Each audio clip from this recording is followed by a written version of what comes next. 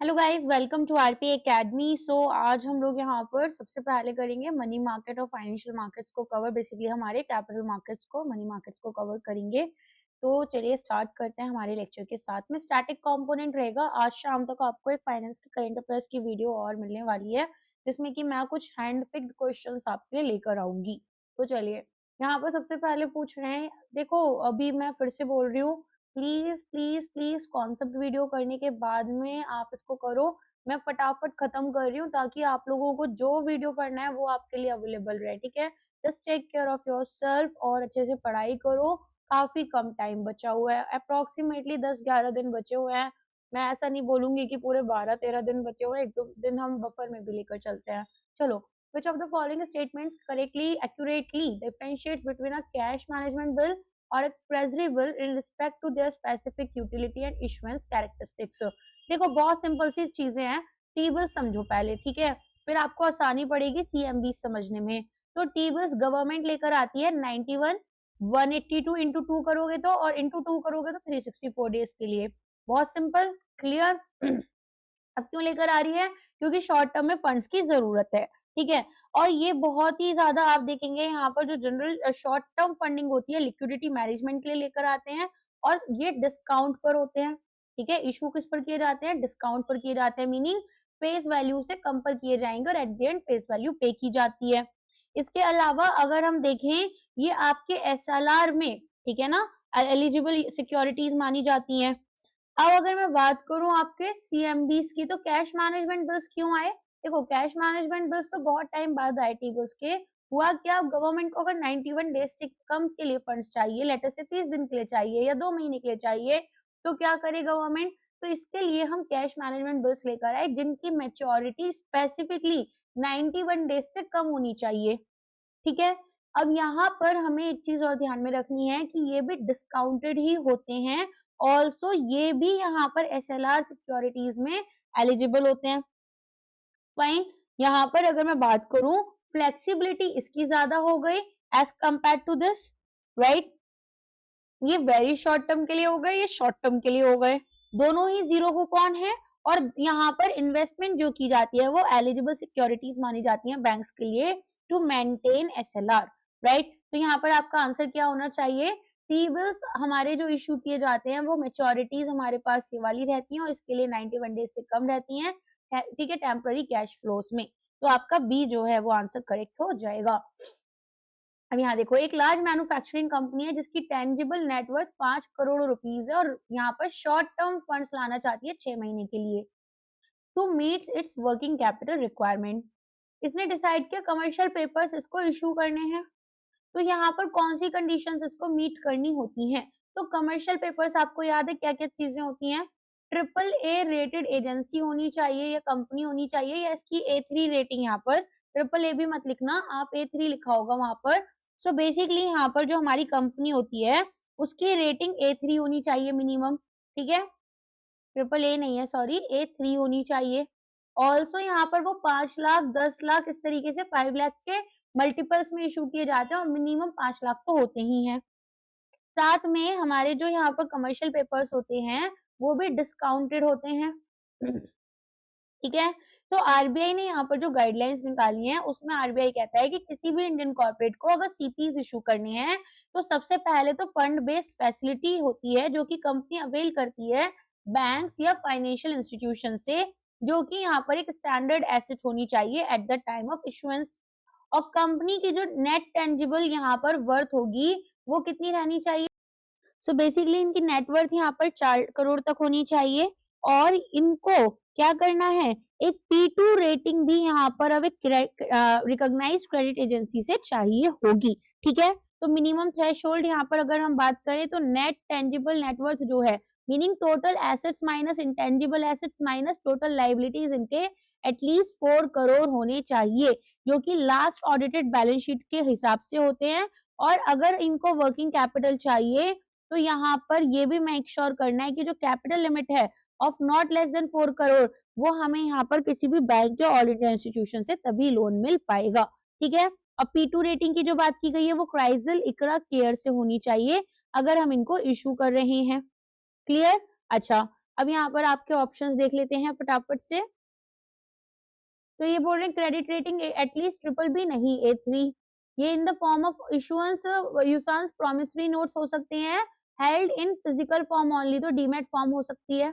यूसांस का मतलब होता है पेमेंट यहाँ पर सर्टेन पीरियड के बाद की जाएगी। प्रॉमिसरी नोट्स होते हैं जहां पर जैसे अगर एक बायर है ना, तो वो सप्लायर से प्रॉमिस करता है कि I will be paying you so and so amount after such time. क्यों? क्योंकि यहाँ पर सप्लायर ने सामान खरीद बेचा होगा बायर को, ठीक है। और फंड बेस्ड फैसिलिटी है, availed by the company from its banker, must be classified as a standard asset, बिल्कुल करेक्ट है। मिनिमम डिनोमिनेशन यहाँ पर 5 लाख रुपए होने चाहिए और इसके मल्टीपल्स में होने चाहिए। कंपनी को कोलेट्रल प्रोवाइड करना in the form of government securities equivalent to the issuance amount, ठीक है। सो अब आप देखोगे कॉर्पोरेट पेपर्स, कमर्शियल पेपर्स में सॉरी, कॉर्पोरेट्स, आपके प्राइमरी डीलर्स और ऑल इंडिया फाइनेंशियल इंस्टीट्यूशंस इसको इशू कर सकते हैं। ये एक अनसिक्योर्ड प्रॉमिसरी नोट होता है, 7 दिन से लेकर 1 साल तक की मैच्योरिटी होती है, मिनिमम अमाउंट 5 लाख होता है। सर्टिफिकेट ऑफ डिपॉजिट में बैंक्स और सिलेक्टेड फाइनेंशियल इंस्टीट्यूशन ही इसको इशू कर सकते हैं। साथ में ये नेगोशिएबल मनी मार्केट इंस्ट्रूमेंट होता है 7 दिन से 1 साल के लिए। अगेन ये भी 5 लाख रुपए तक आपका चलता है। नेक्स्ट क्वेश्चन है, देखो ये डीमैट फॉर्म में होना चाहिए आपका, ठीक है। और यहाँ पर मिनिमम क्रेडिट रेटिंग A3 होनी चाहिए, मिनिमम डिनोमिनेशन 5 लाख रुपए की होनी चाहिए। Next, consider the following scenario in the call money market, bank A has a surplus fund and यहाँ पर वो लैंडिंग करते हैं बैंक बी के पास for a period of 5 days. What is the specific transaction classification, who are the permitted participants in this market. देखो हमारे पास 3 तरह के होते हैं, कॉल, नोटिस और टर्म। कॉल मनी मार्केट कौन से होते हैं आपके, जो कि ओवरनाइट होते हैं यहाँ पर, या फिर हम इनको बोल सकते हैं वन डे के लिए इशू किए जाते हैं, जब एक दिन के लिए लिक्विडिटी चाहिए। मान लो मेरे पास इनफ CRR नहीं है और उसको मेंटेन करना है, तो वरना एलिजिबिलिटी यहाँ पर पेनल्टी लगेगी, तो हम कॉल मनी के साथ जाते हैं। नोटिस मनी होता है 2 से लेकर 14 दिन के बीच की मैच्योरिटी में। और टर्म होता है आपका any day exceeding 14 days but up to 365 days. Okay, तो यहाँ पर अब आपसे पूछ रहे हैं कि कौन सा वाला होना चाहिए। तो ये आपका एक नोटिस मनी ट्रांजेक्शन होगा। Scheduled commercial banks, cooperative bank, primary dealers participate कर सकते हैं एज लेंडर और बोरोवर, ठीक है। तो यहाँ पर आपके पास में जो एलिजिबल एंटिटीज होती हैं वो other than land development banks, कोई भी आपके कोऑपरेटिव बैंक्स हो सकते हैं, और शेड्यूल्ड कमर्शियल बैंक्स में रीजनल रूरल बैंक्स इनको इशू नहीं कर सकते हैं, ठीक है। और ये पार्टिसिपेट कर सकते हैं as both borrowers and lenders, clear. तो जब मनी बोरो की जाएगी या लैंड की जाएगी for a period between 2 days से 14 डेज, ये नोटिस मनी कहलाएगा। पार्टिसिपेंट बोरोवर लैंडर दोनों की तरह काम करेंगे। और यहाँ पर आपके प्राइमरी डीलर्स होते हैं, पेमेंट बैंक्स और स्मॉल फाइनेंस बैंक्स को भी अब अलाउ कर दिया गया है कि वो पार्टिसिपेट कर सकते हैं। ओके गाइज, यहाँ पर ना रीजनल रूरल बैंक्स को भी अलाउ किया जाता है। दिस इज समथिंग पहले यहाँ पर नहीं अलाउ किया जाता था, अब इनको अलाउ कर दिया गया है, ठीक है। तो ये इनको अपनी लिक्विडिटी एडजस्टमेंट फैसिलिटी और मार्जिनल स्टैंडिंग फैसिलिटी में यूज कर सकते हैं, और यहाँ पर फंक्शन करेंगे both as lenders and borrowers, clear.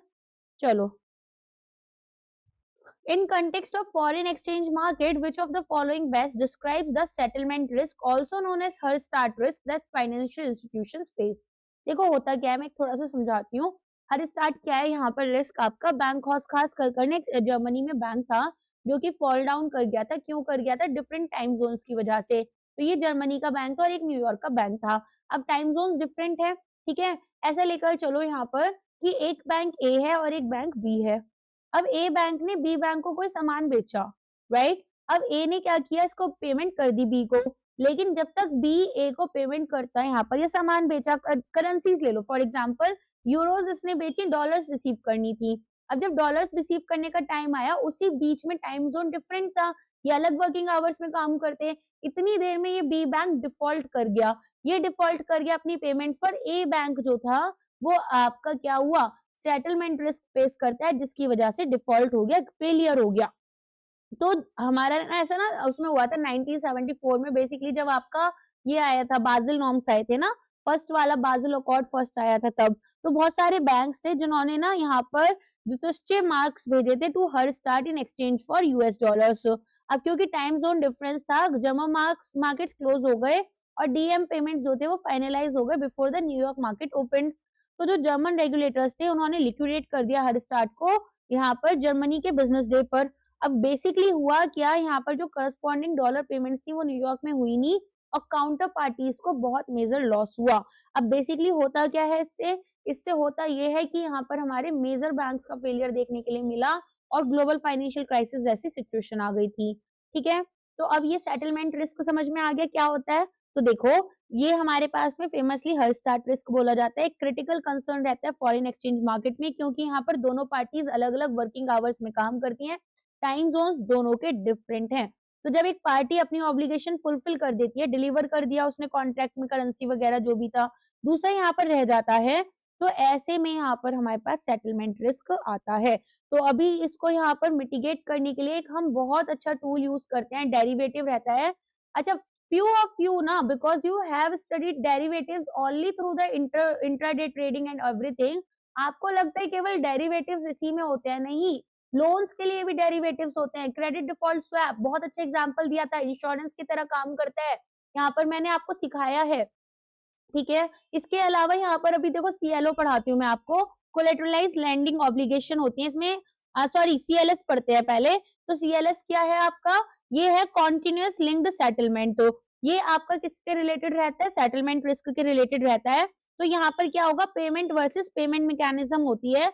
So basically जैसे इंडिया में सीसीआईएल है, सीसीआईएल क्या करती है वो समझना।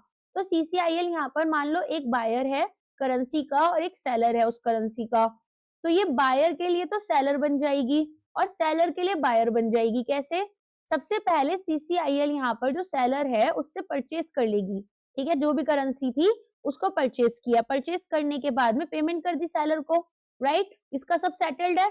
अब बायर को खरीदनी है तो वो बायर पेमेंट करेगा सीसीआईएल को और तुरंत सीसीआईएल यहाँ पर बायर को सेल कर देगी। तो ये बायर के लिए सेलर बन गई और सेलर के लिए बायर बन गई। इस तरीके से हमारे पास में ना क्लियरिंग कॉर्पोरेशंस होते हैं, तो इंडिया में सीसीआईएल काम करता है ये सारा। सो बेसिकली अब आप यहाँ पर देखेंगे कि सीएलएस जो है वो एक ग्लोबल सेटलमेंट सिस्टम की तरह काम करता है, जो कि payment versus payment mechanism use कर कर फाइनल ट्रांसफर एक करेंसी का केवल तभी होगा जब दूसरी करेंसी का भी हो चुका है। ठीक है समझ में आ गया। चलो, तो आपके पास में यहाँ पर आपने रिस्क ये पूछा कौन सा ऑप्शन आपका करेक्ट होगा, तो एक बार पॉज कर कर अब देखो शायद सॉल्व कर पाओगे। और देखना अब मैं आंसर बोलूंगी, एक बार पॉज करके खुद से भी सोल्यूशन निकाला करो। वो रिस्क जो एक पार्टी यहाँ पर, ठीक है, फेस कर रही है टू फॉरेन एक्सचेंज ट्रांजेक्शन, पे करेगी, करेंसी सोल्ड आउट हो गई लेकिन रिसीव नहीं किया जो करेंसी इसने खरीदी थी due to time zone differences. Fine, next आ जाओ। तो यहाँ पर हमारे पास में कौन कौन से रिस्क होते हैं, ट्रांजेक्शन रिस्क, कि जो करेंसी है वो फ्लक्चुएशन हो रही है, उसमें कॉस्ट या रेवेन्यू हमारा कॉन्ट्रैक्ट का इफेक्ट हो रहा है। ट्रांसलेशन रिस्क क्या होता है, ट्रांसलेशन रिस्क होता है कि अगर हमने यहाँ पर फॉरेन एक्सचेंज रेट्स में ही चेंजेस हो गए जिसकी वजह से जो वैल्यू थी फॉरेन एसेट की बैलेंस शीट पर वो चेंज हो गई, ये मैंने अकाउंटिंग स्टैंडर्ड में समझाया है। और इकोनॉमिक रिस्क क्या होता है, long term exchange rate trends जो हैं वो कंपनी के मार्केट वैल्यू को इम्पैक्ट करते हैं। अब आ जाओ next, which of the following statements regarding the green shoe option in an initial public offer is correct। तो ग्रीन शू ऑप्शन मैंने आपको फेज 1 में भी समझाया था, तो यहाँ पर इसको हम बोलते हैं ओवर अलॉटमेंट ऑप्शन। क्या बोलते हैं इसको हम, ओवर अलॉटमेंट ऑप्शन। ये क्या है, प्राइस स्टेबलाइजेशन मैकेनिज्म है जिसको हम आईपीओ के दौरान यूज करते हैं। इसको ग्रीन शू मैन्युफैक्चरिंग कंपनी के नाम पर रखा गया था, इसीलिए इसको ग्रीन शू बोलते हैं, वरना आपके दिमाग में आएगा इसको ग्रीन शू क्यों बोलते हैं। तो जब एक आईपीओ ओवर सब्सक्राइब हो जाता है मतलब वो शेयर की डिमांड बहुत हाई है, तो यहाँ पर कंपनी अंडरराइटर्स को, यूजुअली जो इन्वेस्टमेंट बैंक होते हैं उनको बोलती है कि वो कम से कम 15% तक ज्यादा शेयर्स यहाँ पर सेल कर दें more than the originally planned. तो अगर यहाँ पर प्राइसेस पोस्ट लिस्टिंग बढ़ते हैं तो अंडरराइटर इस ऑप्शन को एक्सरसाइज कर कर यहाँ पर एक्स्ट्रा शेयर्स खरीद लेते हैं कंपनी से ओरिजिनल आईपीओ प्राइस पर, ताकि अपनी शॉर्ट पोजीशन को कवर कर पाए। और अगर प्राइसेस फॉल कर जाते हैं पोस्ट लिस्टिंग तो instead of buying from the company underwriter shares खरीदते हैं ओपन मार्केट से। एक्स्ट्रा बाइंग प्रेशर यहाँ पर सपोर्ट और स्टेबलाइज कर देगा स्टॉक मार्केट को। अगर सप्लाई बढ़ती चली गई, ठीक है, अगर सप्लाई बढ़ती चली गई तो डिमांड क्या होगा, प्राइसेस जो हैं वो गिरेंगे। लेकिन इन्होंने क्या किया, इन्होंने इनको खरीदना शुरू कर दिया, जब आपने शेयर्स खरीदने शुरू करे तो डिमांड बढ़ेगी, पर्टिकुलर यहाँ पर शॉर्टेज हो जाएगी, शेयर्स की शॉर्टेज हो जाएगी, इनका प्राइस डाउन हो जाएगा। क्लियर है?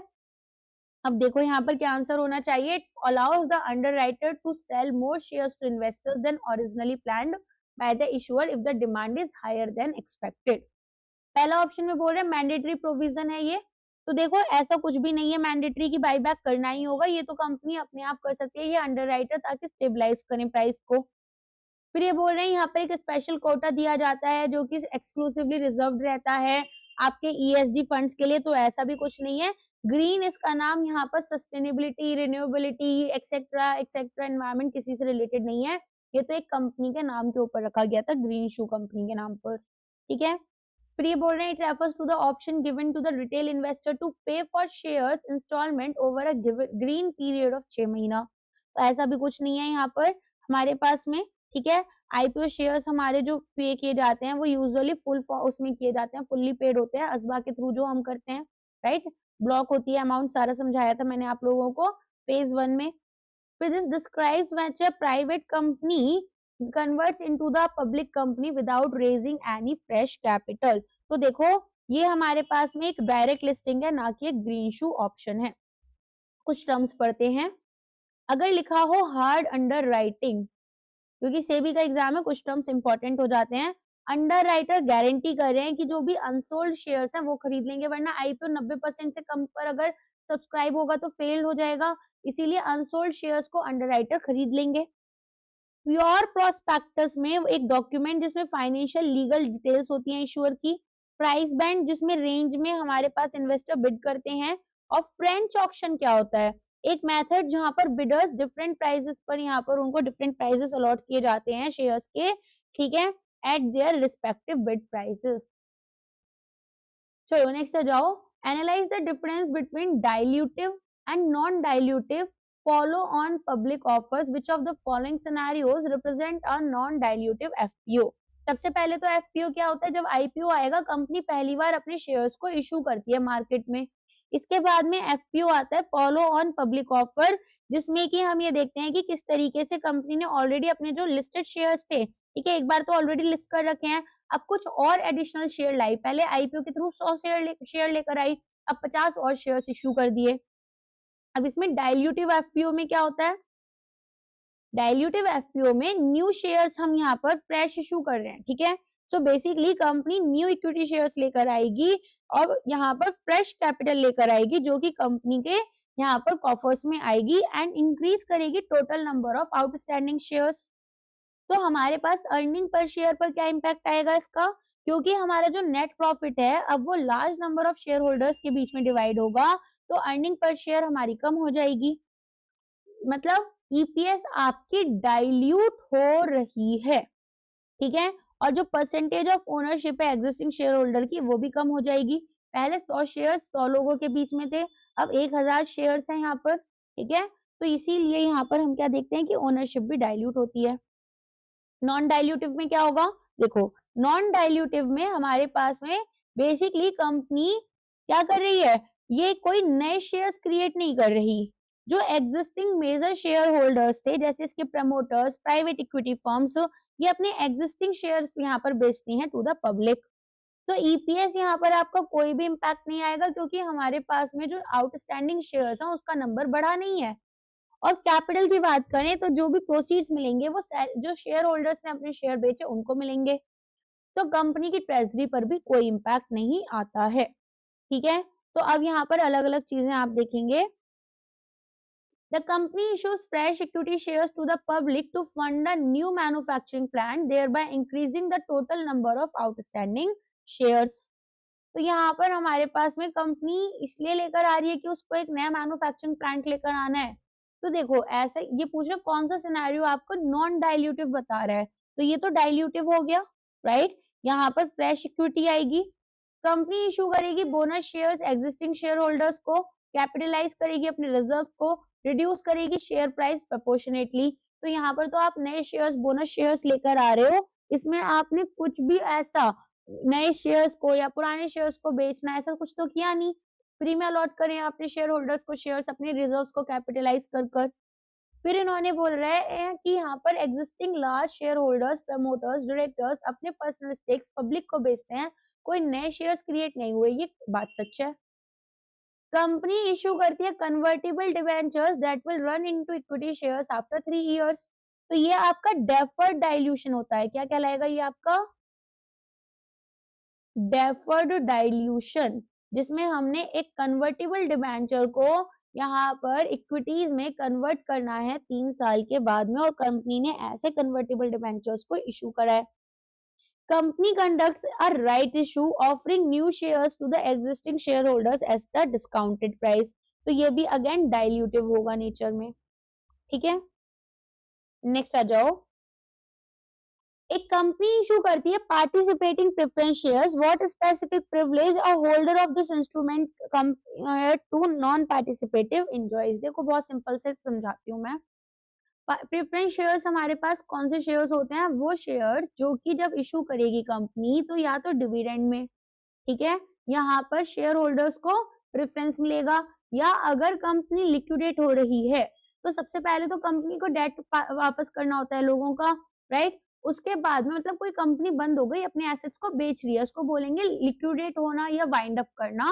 तो फिर यहाँ पर जो बचा हुआ पैसा होगा वो प्रेफरेंस शेयर होल्डर्स के पास जाएगा। कुछ और बच गया तो इक्विटी शेयर होल्डर्स के पास जाएगा, कुछ नहीं बचा तो नहीं दे सकते। डेट हमारे लिए लीगल रिक्वायरमेंट होती है, ठीक है। अब प्रेफरेंस शेयर्स में हमारे पास अलग अलग तरह के होते हैं। पहला ये बोल रहा है पार्टिसिपेटिंग।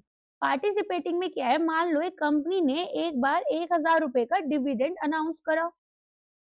अब शेयर होल्डर्स जो इक्विटी शेयर होल्डर्स थे और प्रेफरेंस शेयर होल्डर थे, इक्विटी शेयर होल्डर को तो यहाँ पहले प्रेफरेंस शेयर होल्डर को पैसा दिया, लेटस से 300 रुपीज चले गए उनके। अब बचा हुआ यहाँ पर इसमें से इक्विटी शेयर होल्डर्स को भी जाना था, ये 250 रुपए चला गया, 550 हो गए। 550 के बाद 450 रुपीज बचे डिविडेंड के। अब ये 450 rupees dividend participating share holders के पास में जाते हैं, ठीक है। तो यहाँ पर नॉन पार्टिसिपेटिंग होगा तो किसी के पास नहीं जाएंगे। क्लियर, समझ में आ गया? पार्टिसिपेटिंग का फायदा क्या है कि अगर डिविडेंड हमारे पास में जो अनाउंस हुआ है उसमें से कुछ अमाउंट एक्स्ट्रा बच जाती है तो उस पर पहला हक प्रेफरेंस शेयर होल्डर का होगा। फिर आते हैं एक क्यूमुलेटिव प्रेफरेंस शेयर्स और नॉन क्यूमुलेटिव। क्यूमुलेटिव में क्या होगा? तो देखो मेरे पास में यहाँ पर एक्यूमुलेट कर रहे हैं हम डिविडेंड को। क्या एक्यूमुलेट कर रहे हैं? डिविडेंड को एक्यूमुलेट कर रहे हैं। अब यहाँ पर क्या होगा? एक क्यूमुलेटिव प्रेफरेंस शेयर आपको बोलता है कि आप मान लो आपके पास में यहाँ पर लेटस से इसका एक ऐसा एग्जांपल लो कि जब मैंने क्यूमुलेटिव प्रेफरेंस शेयर लिया तो मेरे पास में कंपनी ने राइट दिया कि मुझे 15% का डिविडेंड मिलेगा, ठीक। अब पहले साल हुआ, पहले साल में कंपनी लॉस में थी, कोई डिविडेंड नहीं मिला। दूसरे साल में कंपनी लॉस में थी, कोई डिविडेंड नहीं मिला। तीसरे साल में कंपनी नेट प्रॉफिट में आई। अब कंपनी नेट प्रॉफिट में आई, डिविडेंड देना चाहती है। अब डिविडेंड यहाँ पर सबसे पहले किसको मिलेगा? इक्विटी शेयर होल्डर्स को, प्रेफरेंस शेयर होल्डर्स को, प्रेफरेंस शेयर होल्डर्स को। उसमें भी क्यूमुलेटिव वालों को मिलेगा। कैसे मिलेगा? ईयर 1 का 15%, ईयर 2 का 15% और ईयर 3 का, समझे। उसके बाद में कुछ बच गया तो इक्विटी शेयर होल्डर्स को मिलेगा। इसको बोलते हैं cumulative preference shares. Non cumulative वालों को नहीं मिलेगा। फिर ईयर 1 और ईयर 2 में अगर कंपनी लॉस में थी तो ईयर 3 का ही डिविडेंड देगी।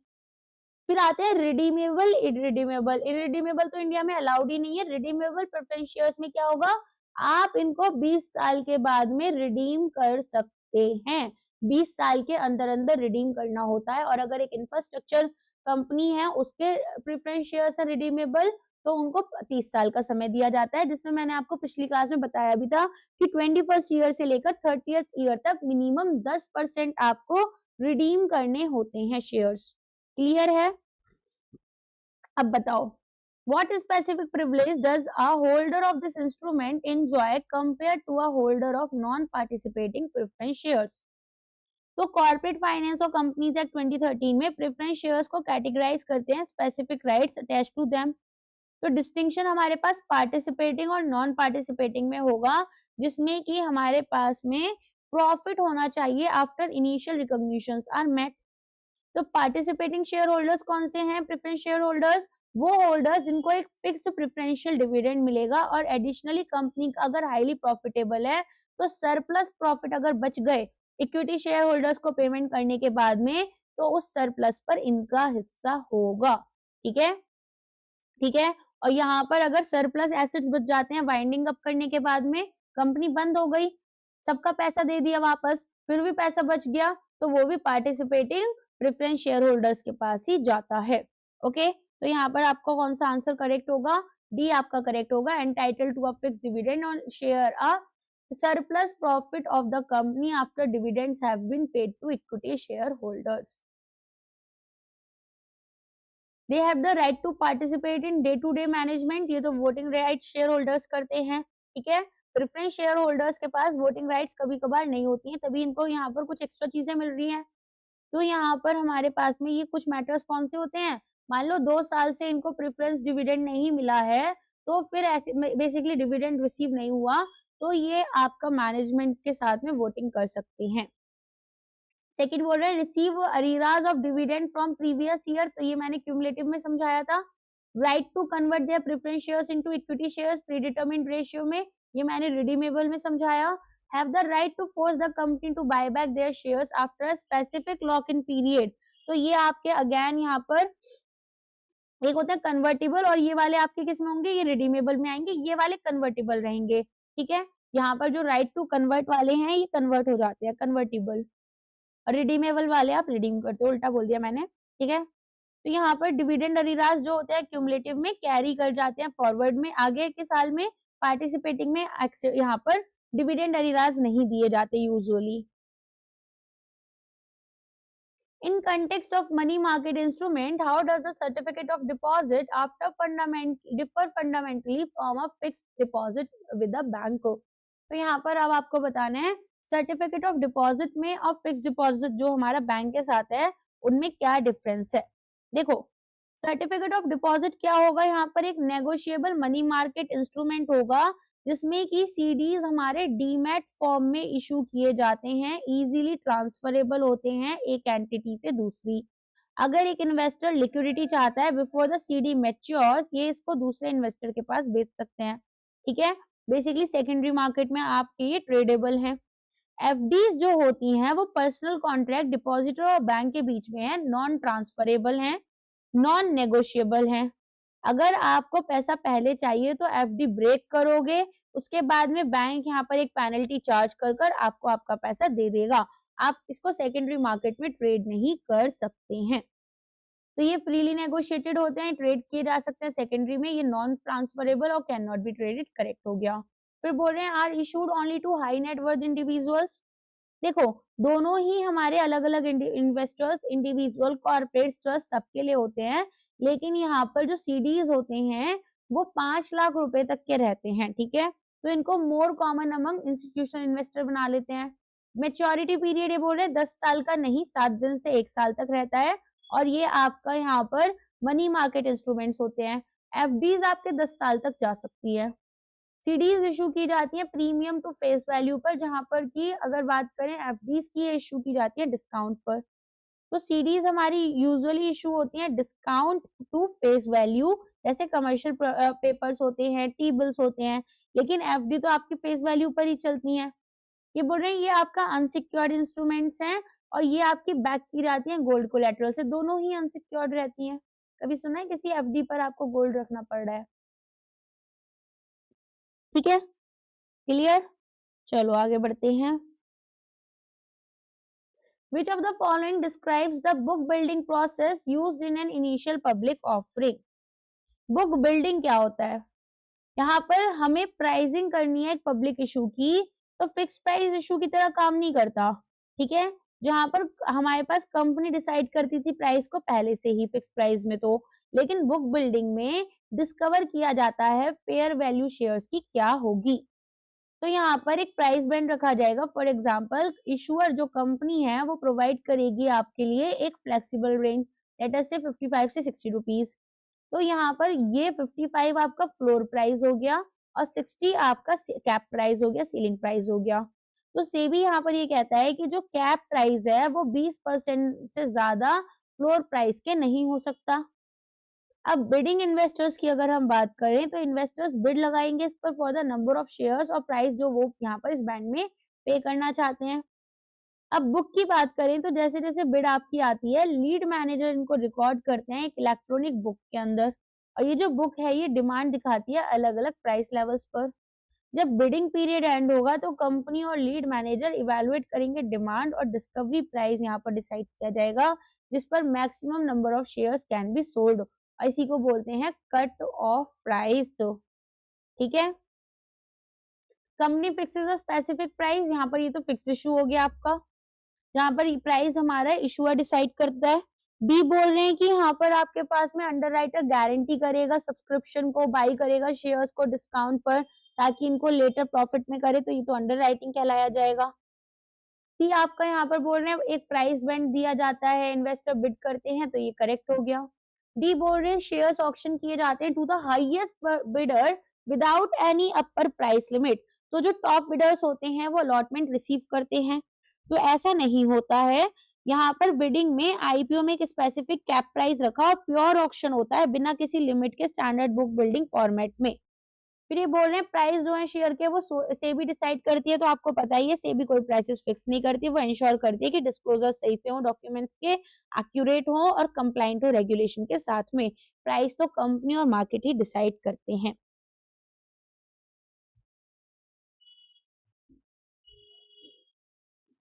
RBI uses reverse repo transaction as a tool for liquidity management. Immediate impact एक रिवर्स रेपो ऑपरेशन का बैंकिंग सिस्टम पर क्या होगा?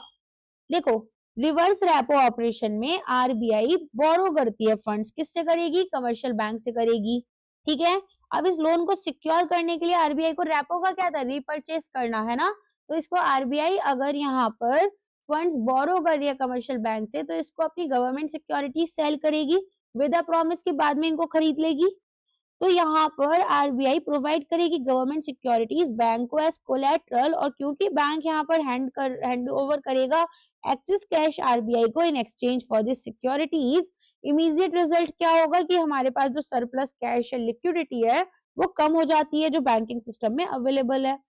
तो रेपो आपका रीपर्चेज ऑप्शन होता है जो हम यहाँ पर कमर्शियल बैंक्स को देते हैं कि वो आरबीआई से बोरो करें और बाद में अपनी गवर्नमेंट सिक्योरिटीज को रीपर्चेज कर लें। ठीक है, रिवर्स रेपो में आरबीआई एब्जॉर्ब करता है पैसा, तो आंसर आपका बी करेक्ट हो जाएगा। Identify the incorrect statement regarding sweat equity shares as per the companies act. तो यहाँ पर अब आपको बताना है स्वेट इक्विटी शेयर्स कौन से होते हैं? स्पेसिफिक क्लास ऑफ शेयर्स जो कि इंटरनल शेयर होल्डर्स के लिए, स्टेक होल्डर्स के लिए होते हैं, जनरल पब्लिक में ये ऑफर नहीं किए जा सकते। यहाँ पर ये शेयर्स केवल और केवल एम्प्लॉइज या डायरेक्टर्स के लिए किए जा सकते हैं, जिनको हम यहाँ पर कभी भी जनरल पब्लिक को ऑफर नहीं करते हैं, और ये आपके नॉन कैश कंसिडरेशन होते हैं जो कि intellectual property rights, technical know how या वैल्यू एडिशन देते हैं कंपनी को। ठीक है, तो इनके लिए एक लॉक इन पीरियड आपका मिनिमम 3 साल का होता है। ईसॉप में मिनिमम आपका 1 साल का वेस्टिंग पीरियड होना चाहिए, राइट? और इस टाइम में होल्डर इन शेयर्स को ट्रांसफर या सेल नहीं कर सकता। और प्राइसिंग की बात की जाए तो ये डिस्काउंट पर इशू किए जाते हैं करेंट मार्केट प्राइस से, ताकि वैल्यू एडिशन जो हमारे एम्प्लॉयर डायरेक्टर ने की है वो उनको मिल पाए। तो अब आपके पास आंसर क्या होगा? यहाँ पर डी हो जाएगा, they can be issue to general public through a stock exchange listing. Which of the following factors would theoretically lead to the appreciation of a country's currency in a floating exchange rate regime?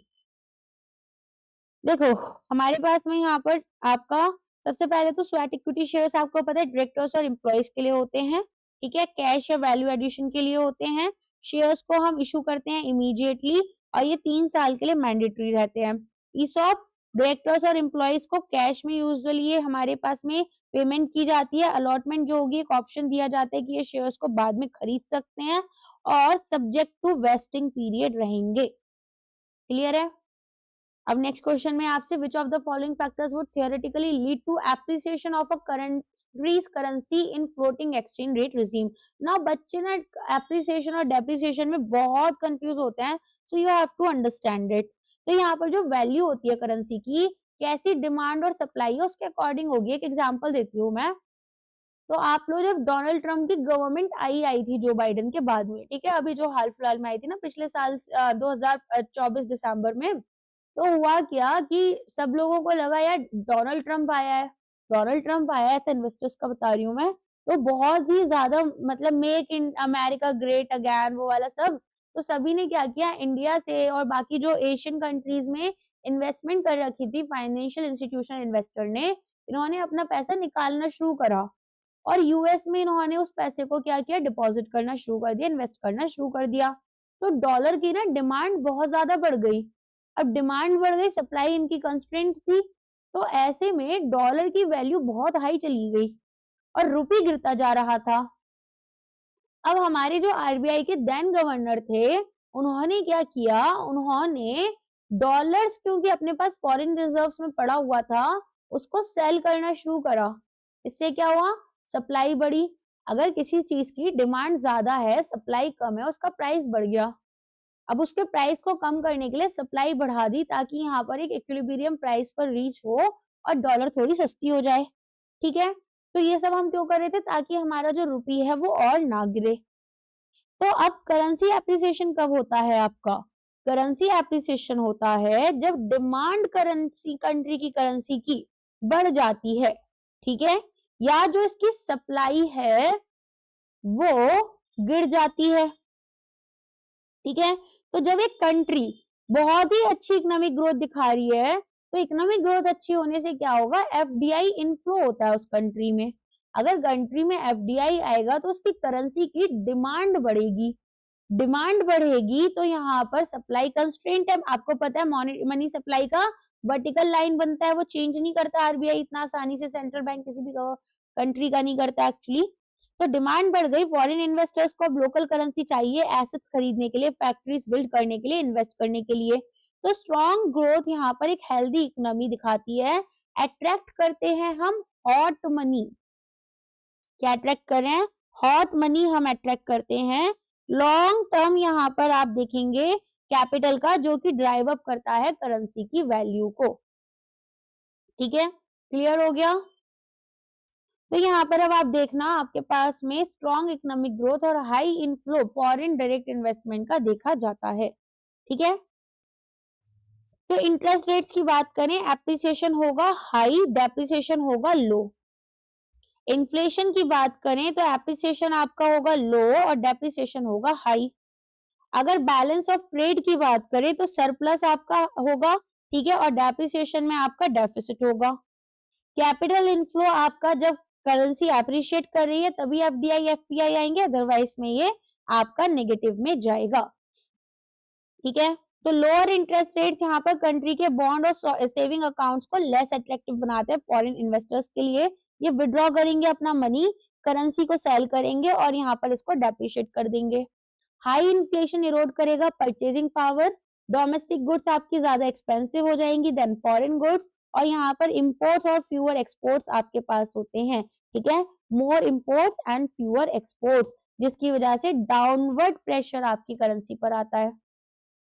फिर political instability के लिए ये बोल रहे हैं कि भाई देखो ये तो अनसर्टेनिटी लेकर आएगी, इन्वेस्टर्स यहाँ पर सेफ हेवन में करेंसीज में जाएंगे जैसे कि डॉलर, सीएचएफ, जिसकी वजह से हमारे पास में एक सेल ऑफ होता है डोमेस्टिक करेंसी का। और अगर एक हाई करेंट अकाउंट डेफिसिट है, इसका मतलब हमारे इंपोर्ट्स हमारे एक्सपोर्ट से ज्यादा हो रहे हैं और हमारे पास में बीओपी क्राइसिस तक हो सकता है। ठीक है, तो हम फॉरेन एक्सचेंज पर ज्यादा खर्च कर रहे हैं, तो ये ओवर सप्लाई होगा डोमेस्टिक करेंसी का एफएक्स मार्केट में। क्लियर हो चुका है अब सारा का सारा। चलो नेक्स्ट आ जाओ। In context of foreign sentiments, if a transaction is agreed upon today and settlement of fund takes place on the second working day following the date of deal is known as। अब आपको थोड़े से transaction समझाती हूँ। Cash, term, spot, forward. अब इसको ना याद रखना, मैं अभी जो बता रही हूँ मैं वैल्यू डेट बता रही हूँ। वैल्यू डेट में एक होता है रेडी और कैश। आज ही यहाँ पर पेमेंट और सेटलमेंट सब हो जाएगा। टर्म में होगा नेक्स्ट वर्किंग डे, टुमारो। ठीक है, नेक्स्ट वर्किंग डे। स्पॉट होता है second next working day. Forward होता है आपका एनी डे आफ्टर स्पॉट। ठीक है, आज, कल, परसों, परसों के बाद कोई भी दिन, तो एनी डे आफ्टर स्पॉट। समझ में आ गया। तो ये क्या बोल रहे हैं, सेकंड वर्किंग डे पर बोल रहे हैं, तो ये आपका स्पॉट सेटलमेंट होगा। अच्छा, अगर मैं बोलूं स्पॉट प्राइस, तो मैं कब का प्राइस बोल रही हूँ, ये मैं आज का प्राइस बोल रही हूँ, करेंट प्राइस बोल रही हूँ, ना कि मैं 2 दिन के बाद का। तो प्राइस अलग है और वैल्यू डेट हमारी अलग होती है। तो स्पॉट डे हमारा 2 दिन 2 working day, second working day होगा, ठीक है, नेक्स्ट वर्किंग डे के बाद में 2 वर्किंग डेज में। और अगर स्पॉट प्राइस बोलूं तो करेंट प्राइस रहेगा। समझ में आ गया? कंफ्यूज मत हो ना, काफी सारे स्टूडेंट्स कंफ्यूज हो जाते हैं। तो ये T+2 वाला आ जाता है आपका स्पॉट। नेक्स्ट आ जाओ। तो यहाँ पर आंसर क्या होना चाहिए आपका? सी है ना, बता दिया था। ओके चलो। Collateralize borrowings and lending obligation, मैंने बोला था ना ये वाला भी पढ़ेंगे। They were introduced to overcome certain limitations of the call money market. What is the primary advantage of CBLO over traditional call market? Now this is very interesting and as of now this is very important as well.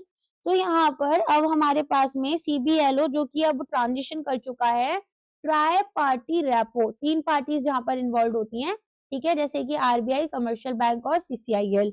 Anyways अभी पहले इसको समझ लो। तो यहाँ पर ये हमारा क्यों आया था? ताकि जो पार्टिसिपेशन है मनी मार्केट में वो बढ़ाया जाए और रिस्क को मिटिगेट किया जाए। तो कॉल मनी मार्केट रिस्ट्रिक्टेड होता है बैंक्स एंड प्राइमरी डीलर्स के लिए। CBLO आपका जो है या ट्रैप मार्केट जो है वो नॉन बैंक एंटिटीज को अलाउ करता है टू पार्टिसिपेट। तो पार्टिसिपेंट्स में आपके पास म्यूचुअल फंड्स होते हैं, इंश्योरेंस कंपनीज होती हैं, कॉर्पोरेट्स होते हैं, प्रोविडेंट फंड्स होते हैं, जो कि अपना सरप्लस कैश यहाँ पर लैंडिंग करते हैं या बोरो करते हैं फंड्स अगेंस्ट कोलेट्रल। कोलेटरलाइज नेचर की बात करें तो यहाँ पर कॉल मनी मार्केट में तो अनकोलेटरलाइज होता है, कॉल मनी में आपका कोई भी कोलेटरल नहीं होता, अनसिक्योर्ड होता है। लेकिन हमारे पास में CBLO में गवर्नमेंट सिक्योरिटीज की जरूरत होती है as collateral, making it a safer avenue for lending, ठीक है। तो it allows participation from non bank entities like insurance companies और म्यूचुअल फंड जो बोरो करेंगे, लैंड करेंगे कोलेटरलाइज एनवायरमेंट में। ये बोल रहे हैं ये सभी ट्रांजेक्शन अनसिक्योर्ड है। अनसिक्योर्ड होता है मतलब कोई कोलेटरल अटैच्ड नहीं है, यहाँ तो अटैच्ड है ना कोलेटरल, तो ये हो गया सिक्योर्ड ट्रांजेक्शन, ठीक है। अलाउ करेंगे एंटिटीज को without assets to borrow funds easily. फिर ये बोल रहे हैं CBLO रेट्स हमारे फिक्स किए जाते हैं बाय RBI और फ्लक्चुएट नहीं करते विद मार्केट डिमांड। तो देखो CBLO और ट्रैप्स रेट जो होते हैं वो हमारे पास मार्केट डिटरमिन्ड होते हैं, फ्लक्चुएट करेंगे लिक्विडिटी कंडीशन के अकॉर्डिंग। बोल रहे लॉन्ग इंस्ट्रूमेंट्स होते हैं, लॉन्ग टर्म इंस्ट्रूमेंट, मेच्योरिटी इनकी 365 डेज होती है। तो बोलो कि नहीं भाई शॉर्ट टर्म होते हैं, ओवरनाइट से लेकर आपके 1 साल तक, ठीक है, और यूजुअली बहुत ही शॉर्ट टर्म के होते हैं, ठीक है। फिर ये बोल रहे हैं not cleared by any central counter party. तो देखो ये CCIL के थ्रू क्लियर होते हैं, इंडिया में तो आपके पास अब CCIL है ही है जो कि सेटलमेंट रिस्क को खत्म कर रही है।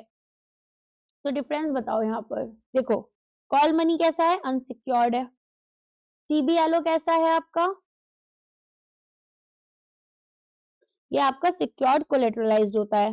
पार्टिसिपेंट्स यहाँ पर बैंक और प्राइमरी डीलर्स होते हैं, यहाँ पर bank, PDs, MF, mutual funds, sorry insurance, ठीक है, कॉर्पोरेट्स होते हैं।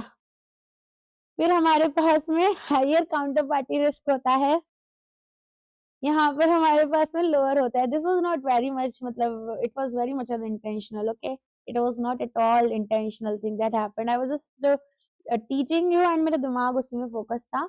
यहाँ पर RBI या CCIL प्लेटफॉर्म रहेगा। अब नेक्स्ट, ओहो, which of the following best explains the concept of T-bills being zero coupon securities? देखो अगर मैं बोलूं zero coupon bond, zero coupon कुछ भी, मतलब कोई कूपन नहीं है। कूपन का मतलब यहाँ पर एक तो कूपन नहीं होता, आधे लोग कूपन बोलते हैं। कूपन का मतलब होता है इंटरेस्ट, ठीक है। अब इंटरेस्ट की अगर मैं बात करूं तो हमारे पास में अगर जीरो कूपन बॉन्ड है, इसका मतलब कि वो जो बॉन्ड है वो डिस्काउंट पर इशू किया गया है। डिस्काउंट मतलब अगर 5 लाख का बॉन्ड है तो इशू किया जाएगा फॉर एन एग्जाम्पल 4.95 पर, लेकिन जब मेच्योर होगा तो पूरे 5 लाख रुपए हमारा जो इशूअर है वो इन्वेस्टर को देता है, ठीक है। यहाँ पर इन्वेस्टर ने जब इशूअर को पैसा दिया तो वो डिस्काउंट पर दिया, लेकिन इस पर कोई भी इंटरेस्ट नहीं दिया जाता। वो जो 5,000 रुपए का ये डिफरेंस है, यही हमारे इन्वेस्टर की अर्निंग होगी। ठीक है। तो टी बिल्स अगर मैं बोलूं कि यहाँ पर आपके जीरो कूपन सिक्योरिटीज है, तो इसका क्या मतलब हो गया? इसका सिंपल सा मतलब हो गया है कि यहाँ पर इनको हम discount to face value issue कर रहे हैं, और ये हमारे पास 91, 182 और 364 डेज। किसी को याद नहीं है, बस ऐसे याद कर लो, इंटू टू, तो 182, 364। ठीक है, चलो आगे बढ़ते हैं। अच्छा, टी बिल्स का यील्ड बहुत इंपॉर्टेंट है, ये याद रखना। टी बिल्स में ना ये पूछा जाता है कि अगर जैसे टी बिल रेट होते हैं ना, तो अच्छा एक चीज बताओ, टी बिल रेट पर हमारा जो बेंचमार्क रेट लिया जाता है लोन्स वगैरह के लिए मनी मार्केट में, लेकिन टी बिल्स तो उसमें इशू किया गया डिस्काउंट पर, तो इन पर तो कोई इंटरेस्ट है नहीं, तो इंटरेस्ट रेट कैसे कैलकुलेट करा? देखो, हमारे पास में यहाँ पर face value minus purchase price जो डिस्काउंटेड प्राइस है, अपॉन जो भी आपका परचेज प्राइस है, इंटू 365 डेज अपॉन जितने दिन के लिए इसको इशू किया गया इंटू 100। तो इससे हमें रिटर्न्स पता चलते हैं। ठीक है। ओहो, what are debentures generally considered to carry a higher risk for investors compared to secured bonds? देखो, डिबेंचर्स क्या होते हैं? डिबेंचर्स आते हैं कॉर्पोरेट डेट के लिए, जैसे बॉन्ड हमारे गवर्नमेंट के लिए, डिबेंचर्स हमारे कॉर्पोरेट्स के लिए। तो यहाँ पर आपके पास में डिबेंचर्स, जिसमें कि ट्रेडिशनल डेफिनेशन फाइनेंस में क्या होती है? अनसिक्योर्ड। अनसिक्योर्ड मतलब कोई भी आपका कोलेटरल अटैच नहीं है, डेट इंस्ट्रूमेंट्स होते हैं जो कि यहाँ पर फुल फेथ एंड क्रेडिट के थ्रू बैक्ड होते हैं ऑफ द इशूइंग कंपनी। अगर कंपनी बैंकरप्ट हो गई तो डिबेंचर होल्डर्स जो होते हैं वो जनरल क्रेडिटर्स की तरह आते हैं। जनरल क्रेडिटर्स मतलब जैसे आपने कहीं किसी से उधार लिया हो तो नॉर्मल क्रेडिटर्स बन जाते हैं। ठीक है, और ये आपके पास कोई स्पेसिफिक क्लेम नहीं रखते किसी भी स्पेसिफिक एसेट के ऊपर। अब सिक्योर्ड बॉन्ड्स में क्या होगा?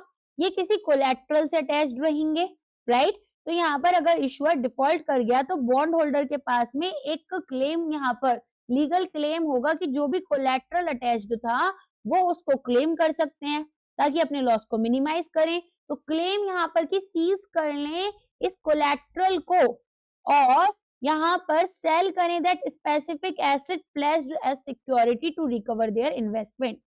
अब इंडिया में कंपनीज एक्ट 2013 के अंदर जो मोस्ट डिवेंचर्स हैं वो सिक्योर्ड होते हैं by a charge of company's assets, लेकिन ग्लोबल फाइनेंस में थियोरेटिकली हम देखेंगे कि जो डिबेंचर है वो अनसिक्योर्ड नेचर बताता है डेट का। क्लियर? तो डिबेंचर्स आपके typically unsecured instruments backed only by a credit worthiness and reputation of the issuer होते हैं। तो ये यहाँ पर शॉर्टर मेच्योरिटी पीरियड के लिए बोल रहे हैं, ऐसा जरूरी नहीं है, यहाँ पर तो ये यूजुअली लॉन्ग टर्म के लिए ही होते हैं, 1 साल से 10 साल के लिए। और मेच्योरिटी जो है वो कभी भी रिस्क फैक्टर इतना देखो डिफाइन तो करती है, लेकिन इतना ऐसा नहीं है कि एकदम ही हाई डिफाइनिंग फैक्टर बन गई। डिवेंचर्स आपके इक्विटी इंस्ट्रूमेंट्स नहीं होते, डेट इंस्ट्रूमेंट्स होते हैं। इक्विटी मतलब शेयर्स हो गए, डेट मतलब जो उधार आप ले रहे हो, है ना? फिर यहाँ पर ये बोल रहे हैं कि फ्लक्चुएट करते हैं widely with the stock market, नहीं। कन्वर्टेबल होते हैं तो कर सकते हैं कन्वर्टेबल डिबेंचर्स, मतलब कि हम इनको कन्वर्ट कर सकते हैं बाद में इक्विटीज में। Debentures can only be issued by companies that are making losses. देखो, strong highly profitable companies issue करते हैं डिबेंचर्स क्योंकि इनकी रेपुटेशन बहुत सॉलिड होती है, इन्वेस्टर्स विलिंग होते हैं to lend to them without requiring specific collateral. ये बोल रहे हैं they do not offer any interest payment relying solely on capital appreciation, तो ये ऑलवेज कैरी करेंगे fixed interest rate as coupon. ठीक है,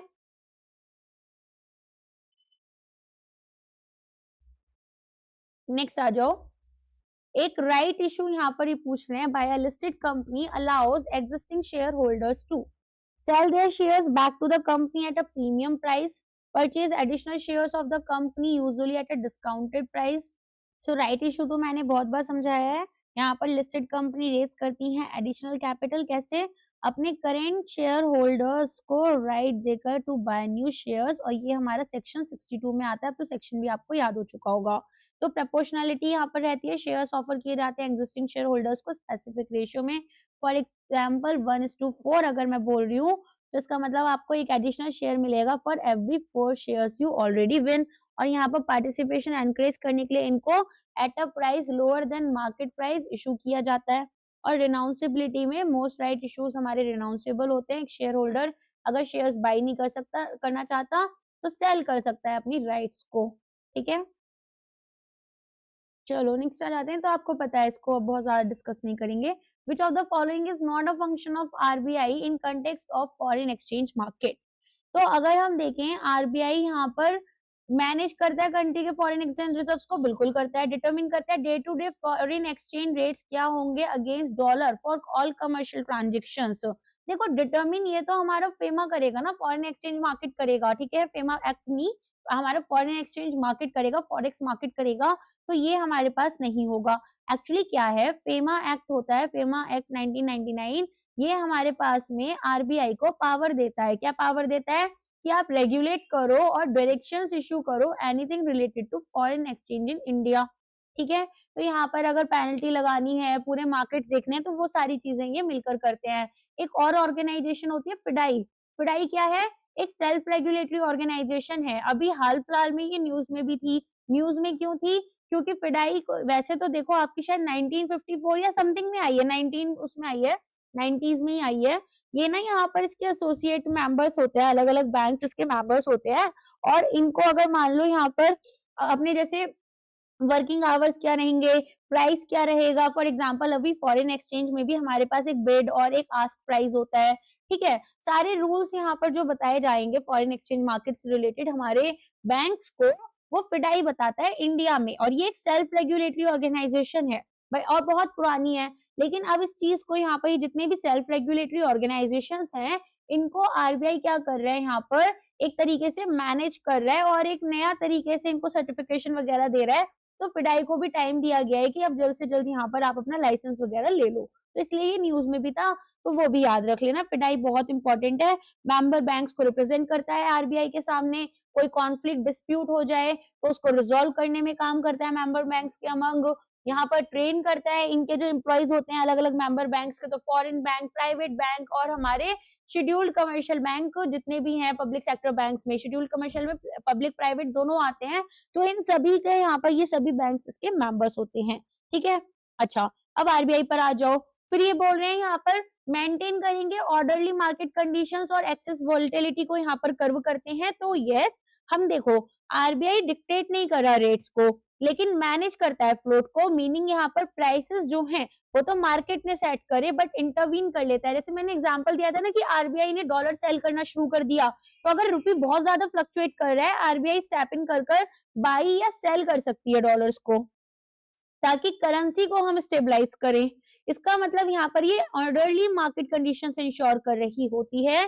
पेमा में हम देखते हैं कि आरबीआई एडमिनिस्टर करता है, लीगल फ्रेमवर्क देता है कैसे फैसिलिटेट करना है एक्सटर्नल ट्रेड और पेमेंट्स को।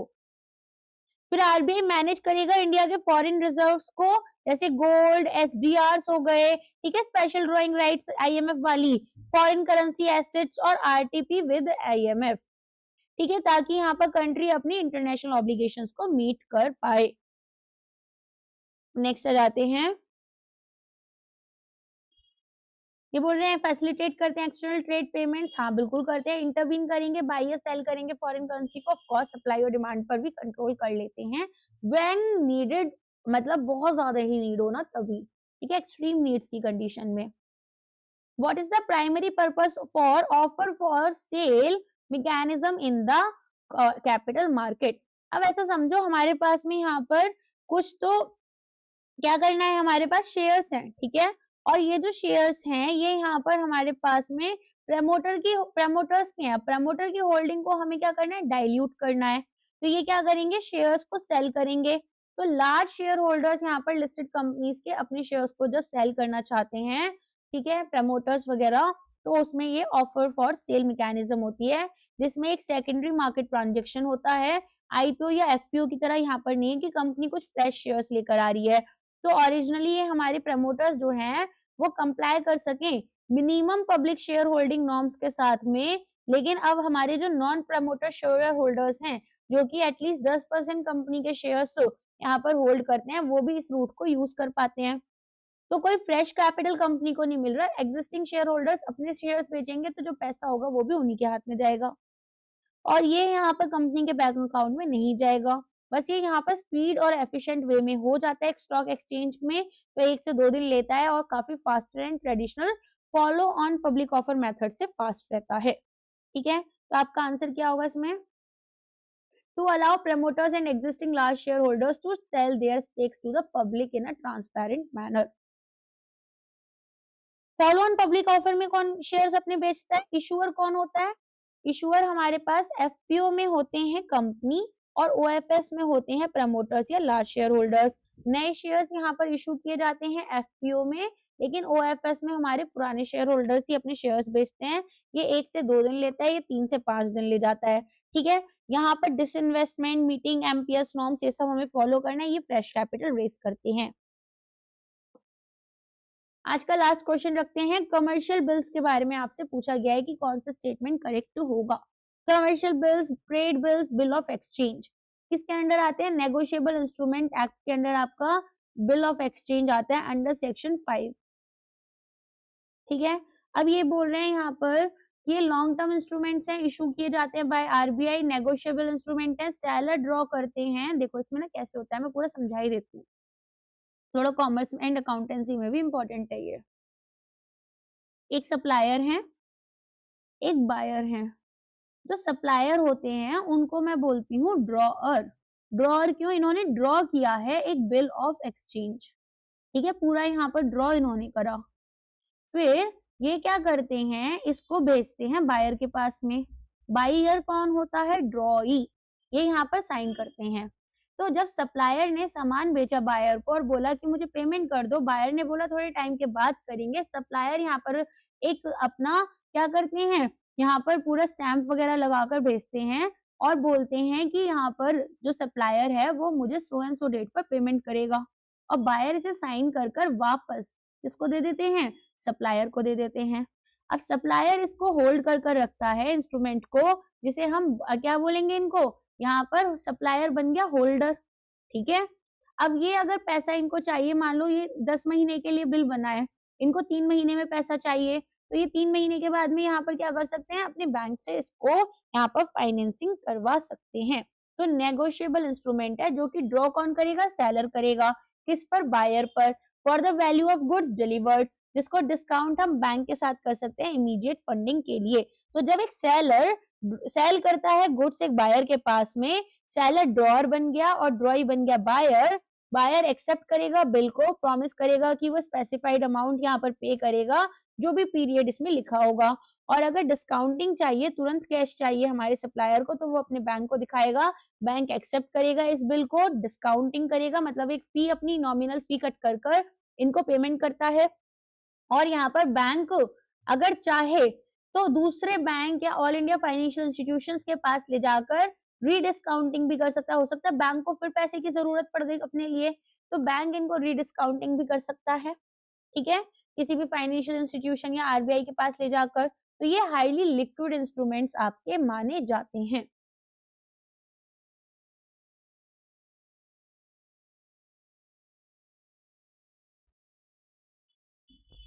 ओके, एक और क्वेश्चन है हमारे पास में, in the classification of financial market secondary market is different from primary market. तो बताओ सेकेंडरी मार्केट प्राइमरी मार्केट से कैसे डिफरेंट है? देखो, प्राइमरी मार्केट होता है न्यू इशू मार्केट। जैसे आईपीओ आया पहली बार, क्या हुआ, एक यहाँ पर पर्सन ने आईपीओ निकालकर अपने शेयर सेल करे। ठीक है, कंपनी ने, नॉट द पर्सन, खैर आर्टिफिशियल पर्सन माना जाता है कंपनीज को भी, तो पर्सन भी बोल सकते हैं। इन्होंने शेयर्स अपने जो है पहली बार सेल करे किसी स्टॉक एक्सचेंज पर, तो ये हो गया आपका प्राइमरी मार्केट। स्टॉक एक्सचेंज पर जिसको सेल किए गए, उन्होंने यहाँ पर अलग अलग इन्वेस्टर्स को कुछ कुछ पोर्शन इन शेयर्स का बेचना शुरू किया, ये हो गया सेकेंडरी मार्केट। तो प्राइमरी मार्केट क्या होता है? न्यू इशू मार्केट, जहां पर एक कंपनी या गवर्नमेंट अपनी सिक्योरिटीज जैसे कि शेयर्स, बॉन्ड्स, डिबेंचर्स पहली बार for the first time issue करते हैं, और ये ट्रांजेक्शन इशूअर और इन्वेस्टर के बीच में होता है, और प्रोसीड्स हमारी जो होती हैं सेल से, वो इशूअर यानी कंपनी के पास जाती हैं। यहाँ से अगर बी बेचेगा सी और डी को, तो जो पैसा मिलेगा वो बी अपने पास रखेगा।